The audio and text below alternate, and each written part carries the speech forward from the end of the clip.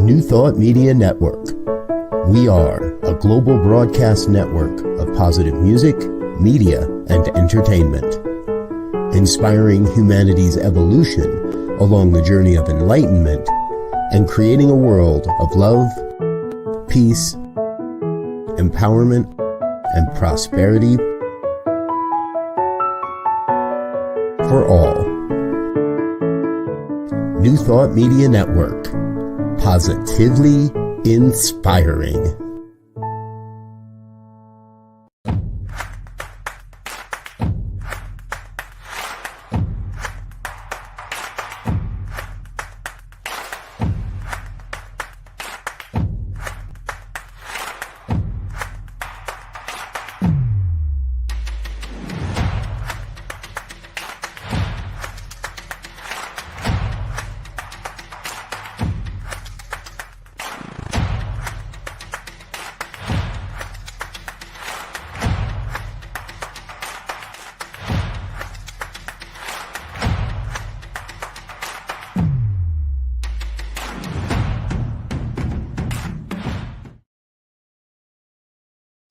Hello, my friends, and thank you for joining us for Spiritual Toolkit today. My name is Brock Ford, and I am your host, and joining me on the team is producer Peter Millar. The idea for this show came from my sincere desire to be of support and a voice for the disenfranchised, the struggling and hurting people within my reach, and to offer spiritual and ethical practices that help others transform their lives, relationships, and careers. And my hope is that we can support others on their path to their passion, their dreams and best life, building a bridge of understanding, healing, and thriving for all. So we will have guests from all walks of life talking about real life and navigating its twists and turns and living triumphantly. And with that said, I'm excited to introduce you to my dear friend, Robert Brzezinski, on the show today. Rev Robert Brzezinski holds a master's degree in consciousness studies and a doctor of divinity. He's a lifelong student of transformational leadership, and his passion for the emerging interspiritual age, coupled with a thorough study of integral theory, serves Robert well in the creation of an authentic spiritual practice. He's also the founding minister and creative director of this show, y'all, New Thought Media Network. Robert is a dynamic spiritual leader, passionate firebrand speaker, which I'm going to ask him about that and what that is, because I'm not quite sure, as well as a personal coach and spiritual business consultant.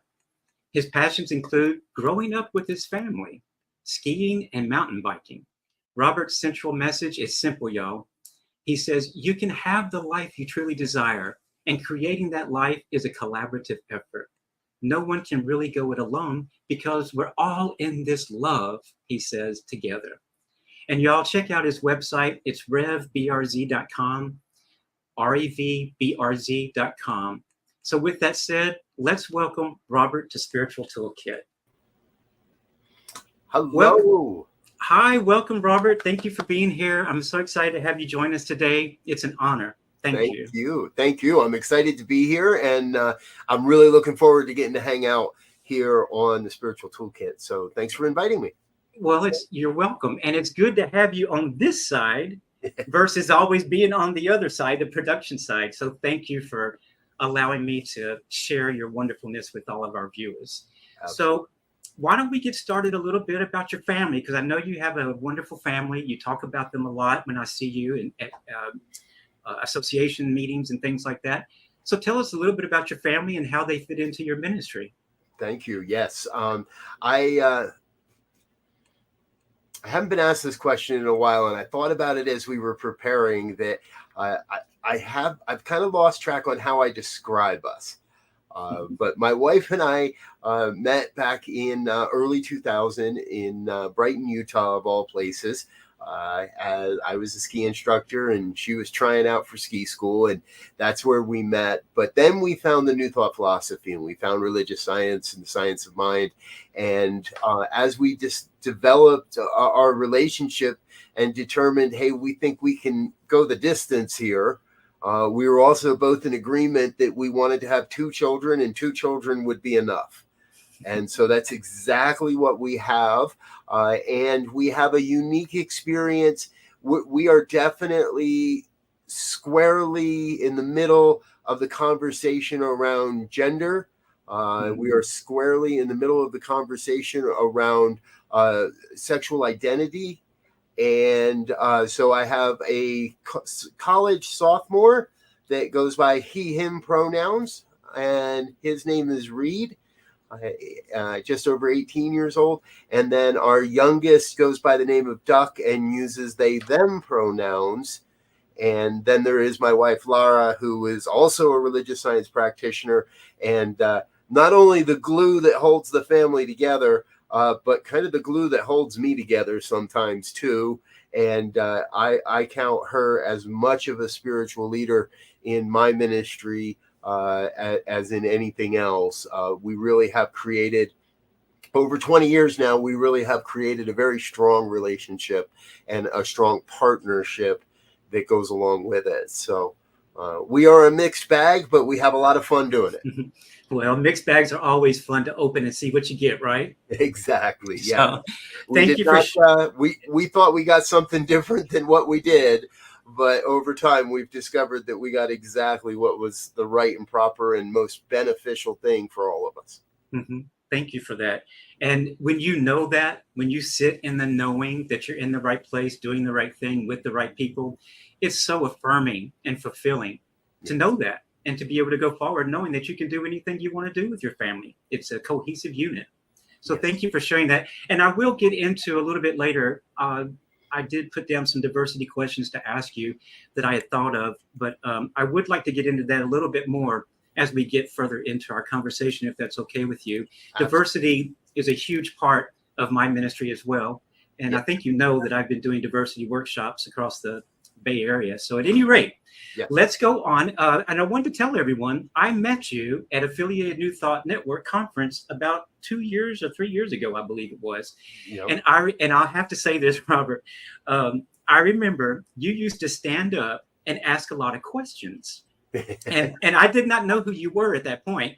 And I didn't know a lot of the people there except for the board of Anton. But at any rate, I remember you would stand up and you would give the most thoughtful, in-depth, educated, way beyond my brain words and information. And I'm like, who is this man? You know? And I remember going up to Reverend Sherry, because she's a dear friend of mine. And I'm like, do you know who that guy is that keeps talking? And she said, that's Robert Brzezinski. Do you not know him? And I'm like, no. And she's the one that introduced us to each other. But at any rate, I thought that you were so smart. I was afraid to be around you because you just came up with the most interesting subjects to talk about. So thank you for that. Oh, absolutely. And thank you for asking Reverend Sherry that important question. And thank you for not hiding behind that and for transcending and coming up and eventually saying hi. And because I'm really grateful we've gotten to know each other. And I can say much the same. We didn't know each other at that first conference, but I also saw you as someone that is helping to move New Thought forward, and asked intelligent questions, provided insightful responses and participation in the different things that were going on. And then last year at retreat, all that was just confirmed. And now this year you're on the network. So I'm pretty sure you're a pretty good guy. Thank you. When Sherry got her show, I'm like, how did you do that? I want a show. She said, let me call Robert. So thank you, Robert, for giving me the show. It's been a huge blessing. But let's get back to what we were talking about. New Thought, Anton, Affiliated New Thought Network is where I met you. But I know that you just got back from Parliament of World Religions. Yes. I did not go, but a lot of my friends went. Can you give us just a little synopsis of what it was like to be there and what you brought back home with you from there? No. I've been saying that to everybody that asks. It's a pretty in-depth answer to your question. So a little synopsis, no, but I'm happy to give you a synopsis. Okay. It's the Parliament. Originally, the Parliament was a one-time event, and it was a one-time event in 1893, and it actually took 100 years before somebody decided it was a good enough idea to do it again. Now, since that time, though the convenings, if you will, have become more often, more frequent. And I know that they shoot for between 3 to 5 years is what they try to do for each successive one. So it may be a 3-year gap before another one. It may be a 5-year gap before another one.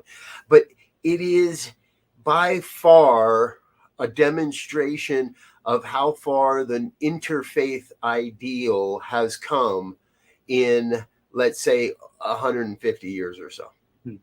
If we go back, all right, so not quite that much, 130 years. If we go back to the very first 1893, that is what many consider to be the birth of modern day interfaith. Now, in my bio, you used that word interspiritual, which is, from my perspective, an even continuing growth or outpicturing of interfaith as well. However, the Parliament is very much that place where all of the world's religions, and some that are not quite yet world's religions, if you will, different spiritual paths, different ideas, different programs, where a vast majority of people come together. And I want you to know the first question when we meet each other is not, what religion are you? What is it? It's more about, hey, who are you? Uh-huh. How are you? What is important here for you? What are you learning here through this experience? So for a week, about 8,000 or so people every day got together to listen to speakers, to get into workshops, but mostly to connect on that human level and learn a bit more about what's working for you. And what's working for the people that believe like you do. And here's what works for the people that believe like I do. And over and over and over again, what we find is that we really are one. We really do believe much the same. Yes, there's some, we wear different robes and different stoles and we have different practices, but ultimately it all comes back to love. And it's a pretty amazing experience when 8,000 people are all gathered together and they're all loving each other up and in a place of exploration and an open willingness to learn more about those things that are outside my everyday purview and outside what we call the New Thought philosophy. Thank you for sharing that. Just hearing that makes me want to go next year. So I'll try to make that or whenever it happens again. Whenever it happens. Whenever it happens again, I want to try to do that because my ministry is interfaith. I was ordained as an interfaith and also religious science, but I love the interfaith movement as well. And I think we all have something to offer out there to people. So I've heard it said by numerous people in different ways. The first time you experience something, a big global event, let's say the Olympics, for a lot of people, they right then and there are like, I will never miss this again. I will be, no matter what it takes, I will never miss this again. And that is the experience I had at the Parliament, is I cannot see a valid reason to not participate, to not be a part of that conversation and that experience for the rest of my earthly days. If there's a Parliament the week before I go, I'll be there. And I think because again, it's just a deep, deep, rich experience of our oneness that reminds me, it gives me permission to be who I am. It gives me permission to give you permission to be who you are. And I think we are all lifted by the work and the consciousness that is brought forward at an event such as that. I feel sort of the same way about Anton, Affiliated New Thought Network. They have become my family, and they are my go-to people, and they support me and encourage me, and they help me with my ministry. So I'm open to expanding when the Parliament comes back, but I'm very, very happy to be a part of Anton, and it's really an amazing thing to have a group of people. And sometimes it could be 5 people, 2 people, but with Anton, it's more like, 100 people that love you and support you. And when you're at the conference, people are just wanting to hug you and talk to you and love on you. It's an amazing experience. Yes. So thank you for that. I would say absolutely. I tell this story often. The first time I walked into an Anton conference, not quite 2 years ago, the thing that resonated the most was, we are the people that say yes. Mm-hmm. Now, I've been around the block with organizations, both within New Thought and elsewhere, and in other things and in other aspects of my life, where organizations often say things, but for me, the proof is in the pudding. And what I know is Anton, in just 2 short years, has proven to me that holds true. As an organization, as individuals, that is one of the major rally cries I hear in ANTN is, we say yes. Mm-hmm. And then we figure out how to make that yes into a reality. Mm-hmm. Sometimes it takes a little while to go from the yes to the thing being real. I said yes to your program long before we were able to put it on the air. But we say yes, and then rely and rest, knowing that the divine, the universe, the one, God, Allah, Bada, whatever name you want to use for it, will align with that and bring forth the conditions and the opportunities and the resources to make that yes into a reality. Exactly. And it happened for me and you at the perfect timing. So thank you for that. Thank you. Mm-hmm. So New Thought Media Network, y'all. That's what we want to talk about. Robert is a mogul, y'all. That's what I see him as in my head. But New Thought Media Network, let me just explain it to everyone, although they're already here and watching us and watching in the future as well. But New Thought Media Network is a global broadcast network of positive music, media, and entertainment, inspiring humanity's evolution along the journey of enlightenment. So, Robert, how did the idea? Wait, we got to finish that. Well, wait, that's all I got.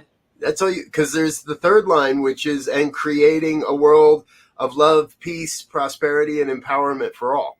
Oh, yes, sir. I think I have that further down. We'll mention it, but thank you for bringing it up here as well. But how did you come about the idea for this? How did this platform happen in your mind? That's a great question. And I always like to remember when answering that question that it happened in the divine mind first. It was a reality in the mind of the one long before I started to catch this vision. And really, it is born out of a vision. Mm-hmm. And it's born out of a very unique set of circumstances. So to make this quick, because this is another hour-long answer if I let it be, the vision has been emerging through me and through my visioning and spiritual practices for years now. There were little glimpses of this back in 2008 and 2009 when I was in ministerial school. And I can go back and pull out my visioning notes from those times and see and find those glimmers, those pieces where this was starting to poke through. However, the expedient aspect of it all is that following things in my ministry in 2017 and 2018, I was rather disillusioned with this work and was driving Uber for a living. Really not all that happy about it, but didn't seem like there was anything going my way in the ministry at that time. And along the way, one late evening, I was trolling through the internet and I found an organization, live365.com, and it's internet radio. Now, I've watched a few different internet radio efforts happen within the New Thought movement over the years, and they all didn't lead to anything, or they were a great idea and a great effort, but eventually they closed their doors. And what I was looking for was really just a place to have access to all the amazing amount of New Thought music I have collected over the last, at that point, almost 20 years, and be able to access it quickly. And this program let that happen. Now, that kind of was a pet project, and it just, chugged along a little bit. If we fast forward to January of 2020, most of the world did not have any idea what was about to happen. And through a very unique set of circumstances, I was on the phone with my very first minister and teacher in the New Thought philosophy, and I was complaining a bit. I was pitching a fit, if you will, and being the astute leader and the teacher he is, he said, okay, here's what I want from you. I want you to do a 30-day visioning quest. Every single day for the next 30 days, you do the visioning practice, you use the visioning process, and you send me a picture of your notes. Mm-hmm. And if you miss a day in the next 30 days, then we're done. I'm not taking your phone calls. Oh. He knows how to motivate me, let's put it that way. Mm-hmm.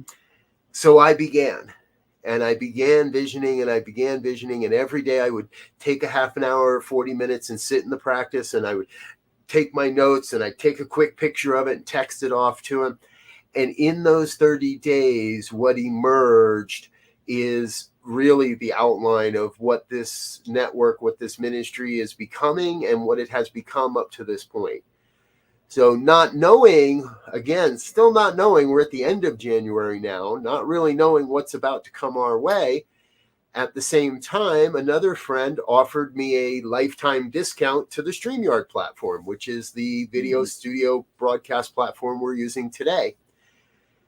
And I didn't do anything with that. And then the pandemic hit, and I realized what the world needed more than anything was prayer. And so on March 18th of 2020, I turned on that piece of software and hooked it up to my YouTube page and my Facebook page and did the first of our daily prayers. Real quickly realized that a morning prayer, one prayer a day wasn't going to be enough. And so I started doing prayers on my own, 8:15 a.m. and p.m. Mountain Time every day of the week. I did that by myself every day, twice a day for 3-4 months before I started enrolling a few people.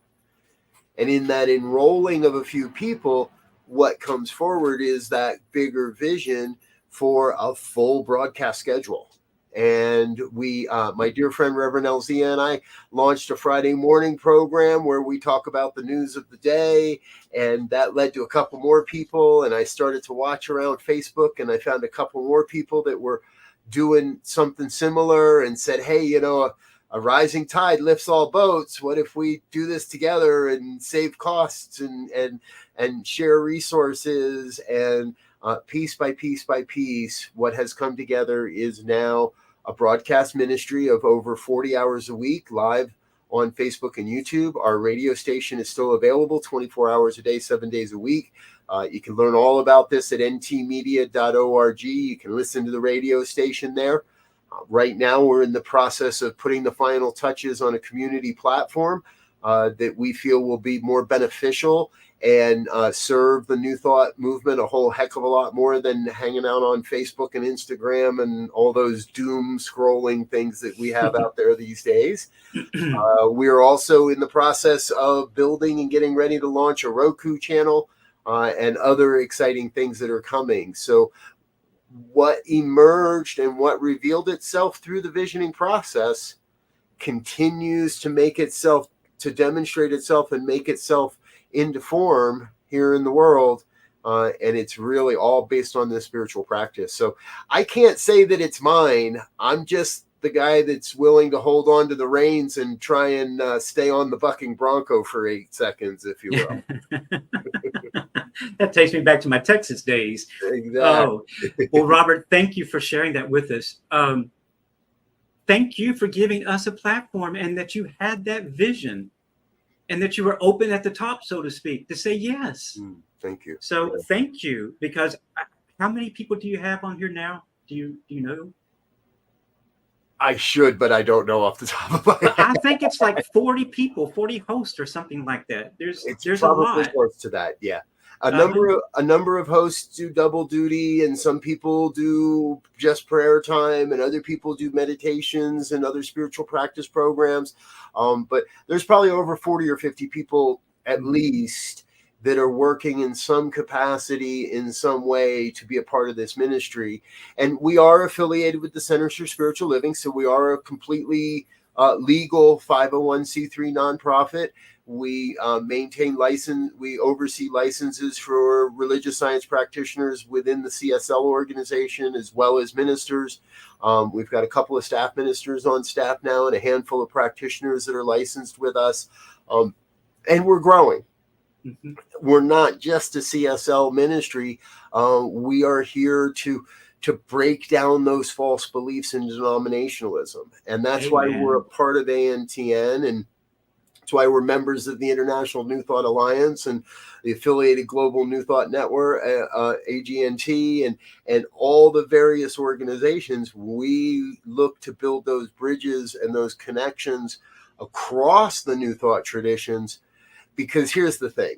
New Thought is by far the most powerful philosophy I have ever found. It is transformative for everybody that I have ever seen get involved with this philosophy. It transforms our lives, and we often play small and have a sense of competition with other organizations and other schools that bring us to this New Thought realization, this New Thought philosophy. But if New Thought stands together behind one banner, or at least united across all of our banners, there's no question in my mind we are the ones that we have been waiting for and are changing the world. Mm-hmm. One heart, one mind at a time. Exactly. And New Thought is the message of hope, y'all. New Thought is the message that we are capable and able, and we don't have to look out there for something, because it's all right here within us. Everything we need, it's all within us. So thank you for sharing that, and thank you for giving me a platform to be able to go and do what my dream was, and to get my message out to as many people as possible. So thank you, Robert. Mm-hmm. And so you talked about your vision. So what is the vision that maybe you have for someone like me that's doing the show, the host of the show? What do you want your hosts and guests and viewers?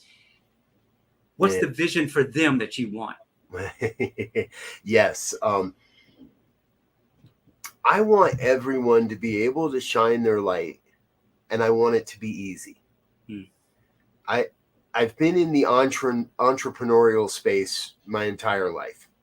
I never fit inside a cubicle, and the times I found myself there, I would get out as quick as I could. I've always been in the entrepreneurial space, and what I have seen over so many years is people get bogged down with the how to get it done, and in that, it's easy to lose sight of why we're getting it done. What we're getting done. So whether it's someone that's bringing light to the unhoused population in our world, whether it's someone that's bringing light to LGBTQ issues, whether it's someone that's bringing light to the racial inequities that we see in our country and across the planet at this time, what I want to do is make it easy for creators and people such as yourself to share their message and not be bogged down with, does this thumbnail fit? And is this the right thumbnail for this show? And, oh my gosh, did I do this or did I do that? And what I've learned is oftentimes the skill set that makes a great show host is not the same as the skill set that makes a really good show producer or that makes a really good marketer. And those that are really good at marketing may not have the same skill set that makes someone really good at pastoral care. It doesn't mean that the person learned and versed in pastoral care is any more or less valuable than the person that is learned and has a history in the marketing department or the graphics design or video editing. And for far too long, it seemed to me that spiritual communities, from the day you walked in the door, the idea was donate what you know, volunteer what you know, so that you can reach these other places of enlightenment, of practitionering or ministering or whatever it might be. And that to me just feels like that's a kind of setup. That's it. I want to reach enlightenment with what I know. I want to be able to use my gifts and my skills and my talents to better humanity, not just because I happen to be good at marketing, but because I can bring the spiritual truth to the marketing. Or I can make my video editing a spiritual practice. And I've long believed, and I've had teachers tell me all along, if you ask me what my spiritual practice is, I'm going to tell you whatever's in front of me. And it's not a cop-out. That's how it needs to. We need to be able to take the events, the experiences, the chores in our life and make them part of our spiritual practice rather than set them aside as something I do after I'm done with my meditation. Exactly. Or before I'm allowed to go meditate, I got to do the dishes. Mm-hmm. True. Robert, thank you for that. Everybody, it's about halfway mark into our show. So we're going to take about a 2 to 3 minute break. Peter's going to take us out in just a minute. And stay tuned. Don't go anywhere, y'all. Go get something to drink real quick and come right back to your chair. You don't want to miss anything that Robert is saying. So we'll be right back at New Thought Media Network. So stay tuned.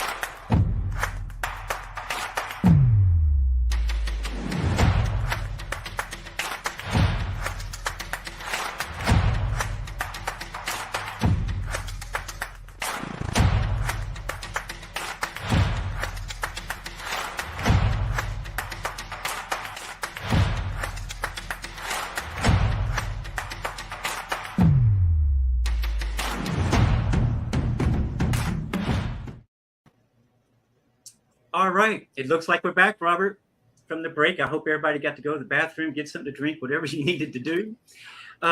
So we've got about 25 minutes left of the show, and I've got so many things on my mind I want to ask you. So I'm going to skip over some of them, and I'm going to ask you this one real quick. You've got a warning label on your website that I saw when I was looking at your website. And I'm going to share with people what it says. And y'all, the warning says, unlocking your passions, purpose, and highest potential can lead to an awe-inspiring, spectacular, and deeply fulfilling life.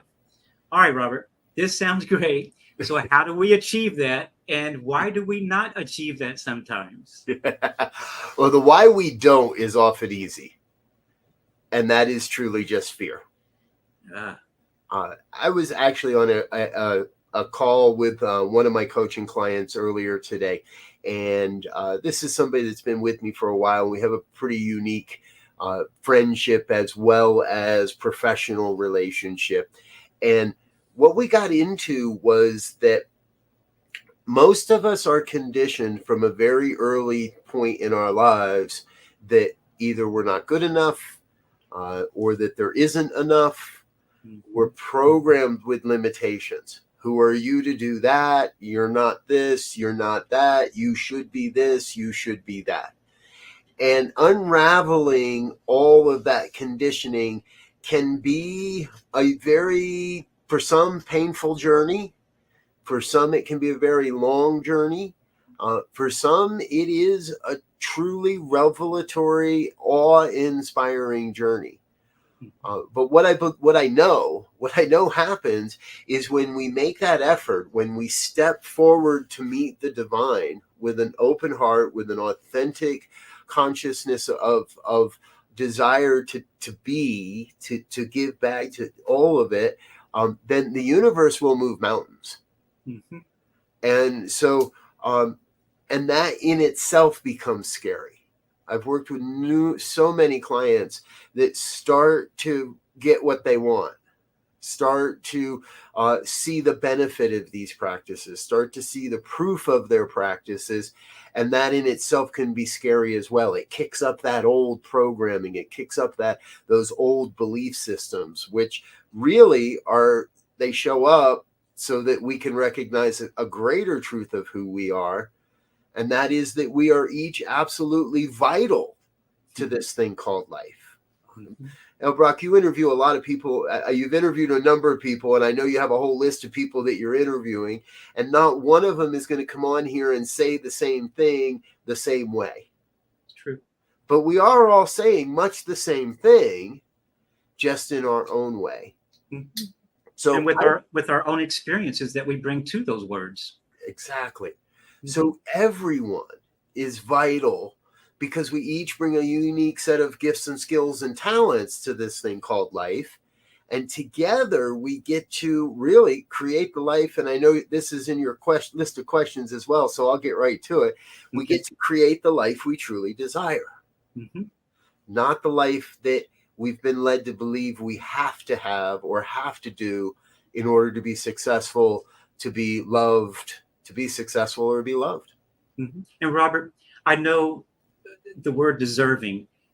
When I was younger, I remember being told, no, you can't do that. You can't go play with those people. You can't go to that school. You can't go and be an astronaut or whatever it was, because that's not who we are. That's not where we're from. Right. And it was defeating. And so the new thought message is that we are capable, we are able, and the universe is waiting on us to say yes, right? Absolutely. So it was difficult because I used to have a lot of feelings of inadequacy. Mm-hmm. And it was new thought that helped me overcome that. And now I can't shut myself up, but at any rate. And I've heard countless parents say, well, we've got to teach our kids to be realistic. Not everybody can be an astronaut. Not everybody can be the president. And you're right. Not everybody can be. But I don't think that I get to make that judgment for my kid by limiting them.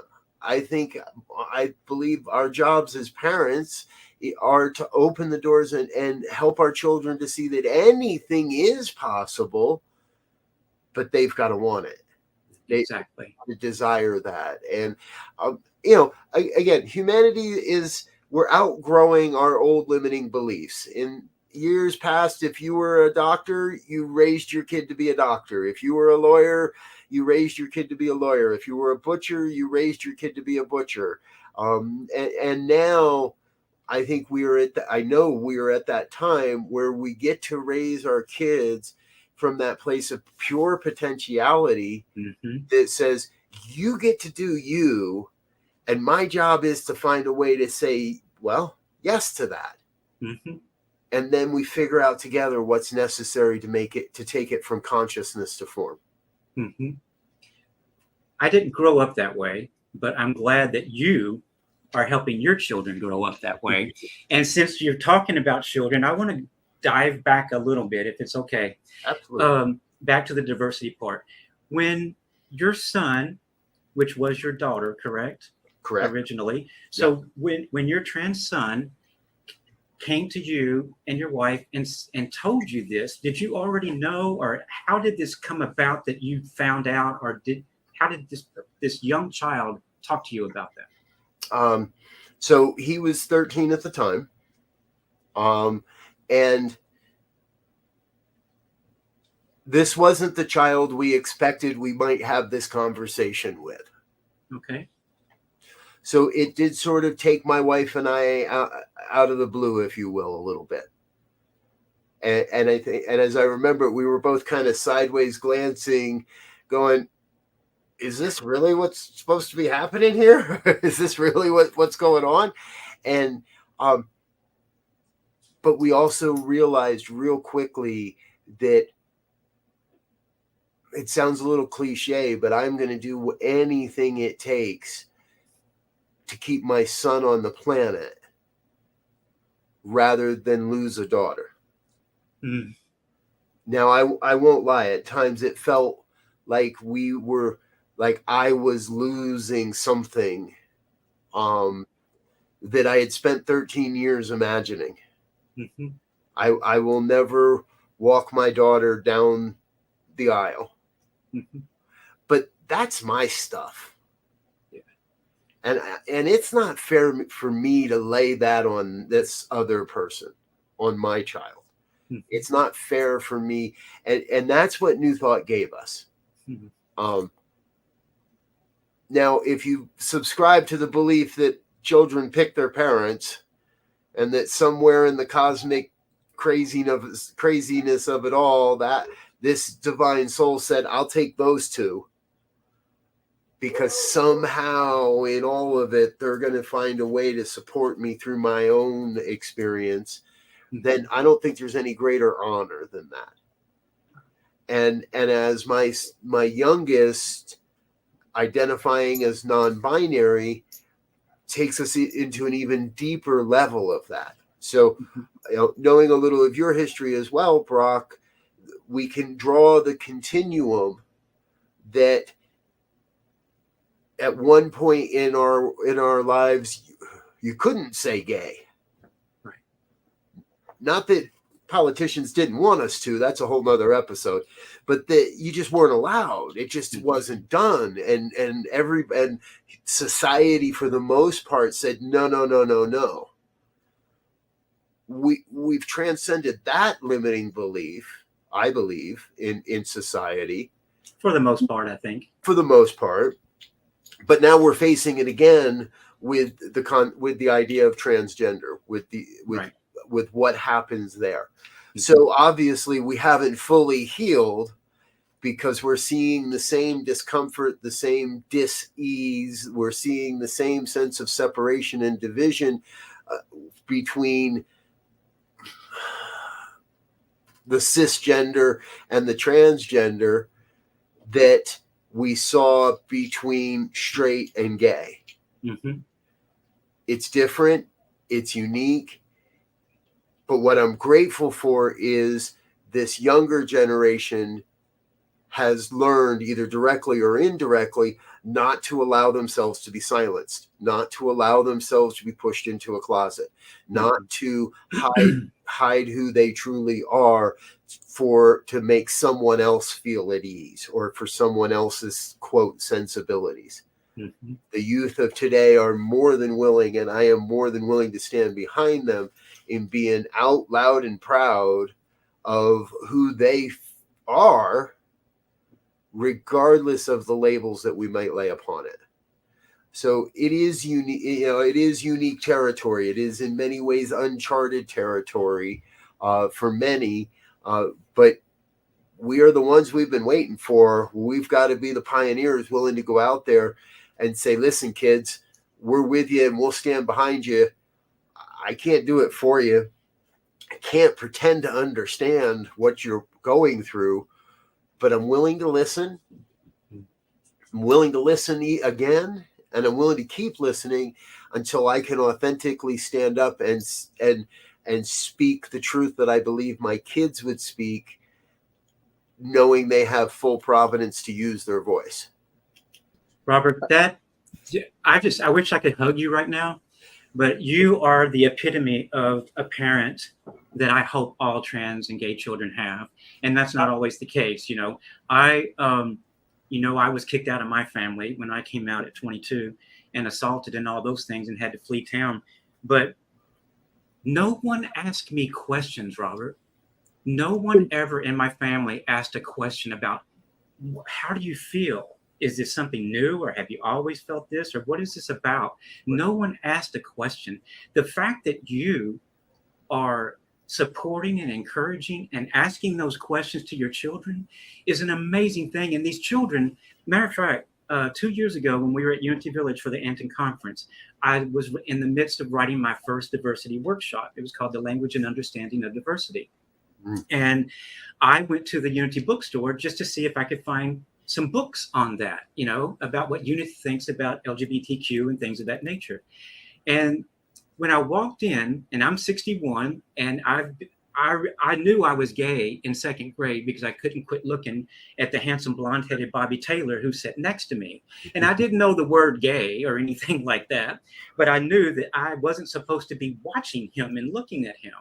So at any rate, we all have that inherent knowingness of who we are. But anyway, I went into the little coffee bookstore at Unity Village, and there were two people behind the counter, and they were young people. And I walked in and I said, "Hi, ladies, how are y'all doing today?" And here I am teaching diversity, okay? Yep. All right. So we all learn every day. You got the look, didn't you? I walked in, I said, "Hey, ladies, how are y'all today?" And they both just sort of backed up and tilted their head and looked at me. And I said, "How you doing?" And they said, "Well, first of all, let us start with, we're not ladies." And I'm like, "Oh, okay, I'm sorry." And they said, "We're trans." And I went, "You know what? That's exactly why I'm in here. God led me in here because I needed to know y'all." And so there was nobody else in the bookstore that day at that moment. So they sat down. I said, "Would y'all have a conversation with me and help me understand more?" I said, "I've been gay for a long time. I'm 61 now, and I came out at 22. But I don't understand the trans thing. Can you help me understand?" We sat there for over an hour and a half, and They showed me some books, and these were like 16, 18-year-old kids. And it was amazing what they knew and how strong in their belief and that firm foundation that they had. I was just blown away. And to this day, we still email each other. But it's an amazing thing what the children these days know that I didn't know growing up. And things are changing a little bit, but we're still getting hurt. We're still getting kicked out. We're still getting laws written against us and all these types of things.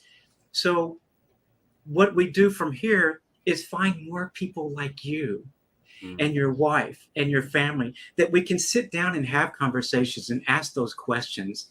And maybe it was a surprise like it was with you. You thought maybe it was another child and not that child. But how do we ask those questions and sit down? How do you have the courage? Can I chime in here for just a minute, if you don't mind? Yeah, everybody. That's my producer, Peter Millar. Go ahead, Peter, real quick. Hi. This is fascinating to me, Robert. And one of the things I think you're aware that Brock and I have worked on some diversity workshops together. I've helped with some research and structuring. And both Brock and I come from similar backgrounds. I'm a gay man as well. And so Brock and I know what it feels like on a real level to approach your parents or approach your loved ones and say, "I've got some big news for you." Right. But the workshops that we're working on, the whole seed that got this going, the genesis of it was parents at Brock's church who had their children come to them, like Brock and I went to our parents, are absolutely lost. And that's one thing that Brock and I can't empathize with. And so I guess I'm sort of putting you on the spot here and saying, if you were at Brock's church and someone said, "I am beside myself, my daughter has said this, and what does she mean? She's not a little girl anymore," and all that. I'm curious, and we don't have tons of time, but what sort of approach, where would you because you're a New Thought minister, so you've got some foundation there. And there are a lot of people who are not as advanced as you. And I'd love to hear what you think is the right approach so we can bring that into the workshops. Mm-hmm. Absolutely. Thank you, Peter. You're very welcome. I think the most powerful part of my teaching, my upbringing, my education in this New Thought philosophy is to ask powerful and open-ended questions. And then shut your mouth and listen for a while. Mm-hmm. Mm-hmm. And not try to draw a correlation, not try to connect the dots, but to be in that place of saying, and you're both saying it, I don't know. Mm-hmm. And the truth is, 5 years ago, I didn't know either. I knew it was a thing, but I didn't know how misgendering can be a microaggression that can be torturous Mm-hmm. for a preteen or early teenage, or even later in life. Misgendering as an inadvertent microaggression, but can be torturous. Mm-hmm. There is so much I didn't know, but the beauty is I have a great guide in my kids. So any parent that would come to me, the first piece of advice, if you will, that I would say is don't try to figure it out. This isn't about you. This is about them. This is not an accusation of your parenting. This is not a validation of your parenting. This is not about you whatsoever. It is about them. And the only way we're going to know how to support that person is to listen. Now, I could say that same correlation draws across any of our social ills right now. If someone came to me and said, my child is walking around wearing Black Lives Matter t-shirt and I don't know what that means or what to do with it, I would offer very much the same approach. Mm-hmm. Ask good open-ended questions that lead the person you're with to explore for themselves, and then listen, and then ask another open-ended question that it gives them permission to explore what they really believe, and in that they will tell you what it means. Mm-hmm. About 4 or 5 months ago, I actually had a minister come and ask me these same questions, and was embarrassed to admit that she didn't know, that she didn't have any idea, but she had an experience with a transgender teen that was so loving and so rich, and even felt there she couldn't ask these types of questions, and so approached me. And we had a great conversation for an hour or more. And when it all comes down to the one, we are all one. And so this person in front of me is a reflection of a piece of me. And if I don't understand what that reflection is showing me, then the only thing I really can do is ask questions and listen. Exactly. And then from there, we fall back into that. Yeah, I'm on your side. What can I do to support you? Mm-hmm. Mm-hmm. Thank you, Robert. Yeah. Thank you for sharing that. And I hope that someone listening to this today or tomorrow or future down the road, that they see this show, because so many parents don't know what to do. And as Peter was telling you, there was a grandmother that came up to me at the Unity Church, and she said, my grandchild has come out as a girl and used to be a boy. And her son, the parent of the child, who is the lady's son, and that's her grandchild, she said, my son is beside himself and he's angry and he's fighting with the child. And he says, no, this is not happening in my house.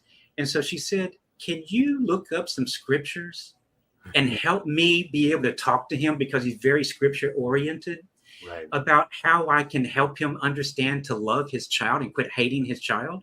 Yeah. And this is what started the diversity. I wanted to do this 39 years ago when I came out and what happened to me. And funny, it took 30 years, but it was from the lady at the church coming up to me and saying, can you write something that can help us? And now it's turned into, I'm working on my third workshop, writing the third workshop. But at any rate, before we run out of time, you just sparked something in me I want to make sure I share. Sure. This was in my educational, my ministerial education. And I have permission to tell the story, so I can use the names. Dr. Roger Teal would tell us a story that in his earliest days of ministry, as a brand new minister, his mentor, Reverend Dr. Fred Vogt, called him on a Saturday night. They were away at a conference, and Dr. Fred was to give the keynote the next day at this conference. And he called Dr. Roger late in the evening and said, I don't feel well. I have a sore throat. I think I have laryngitis. You have to go give the talk for me tomorrow. And being a new minister in front of a large national conference, he was a little nervous and actually said, what do I tell him? What do I tell him? I don't know what to tell him. What am I supposed to tell him? And Dr. Fred said, listen, all you got to do is go out there and tell them that you love them, that they are loved, and they are worthy of love. Hmm. And I would posit that is the perfect way to open any crucial conversation, to open any conversation where we're unsure or unclear, any conversation that might involve especially a family dynamic that could get contentious, to be able to say, look, I love you and you are worthy of love. And then let that lead the conversation. Robert, that's amazing. Just those few little words. I love you and you are worthy of love. God bless you for putting that out there right now. Thank you. Thank you. And y'all, we're about to run out of time. I wish we had another hour, Robert. Will you come back and let's do some more another time, a couple months down the road? Thank you, because you are so interesting. I guess I'm going to let that be your last thought. Is there something else you'd like to have a last thought about? I think that's I think that I had no plan to share that story coming in here this afternoon, but that's where Spirit has led us, and I think that should suffice for today. And thank God for that. Thank you. So, well, y'all, we've come to the end of my show. Robert, I'm grateful for your participation in sharing such interesting and helpful information, and especially the last part as well. All of what you said today is something that can help people, and they can walk away today after your words and go forth and do something with that. So thank you to all of our viewers and subscribers as well. And join us next week when we go behind the scenes, actually, with someone that you actually met today a little bit, Peter Millar, my producer, to learn more about his life and work with doggies and about his service and involvement with me in Spiritual Toolkit. And y'all, Peter is, he's a very important person in my life. And he also edits all of my sermons. So I'll write my sermon and I'll give it to him. He makes me sound so much better and so much smarter than I am. But thank you, Peter, for being a part of all that I do as well. And join us for Peter's next week. But that's it for now. So please join us next week and check out all the wonderful and enlightening shows on New Thought Media Network. Robert's gone to a lot of effort to make sure that there's all kinds of shows up here for people. So there's something for everyone at ntmedia.org. And with that said, Robert, I love you. Thank you so much for being a part. Peter, thank you. Thank you, everybody that was with us today. Make sure to check out New Thought Media on ntmedia.org. Good night. Blessings. I love you. Love you all. Bye now. Bye, Robert. Thank you.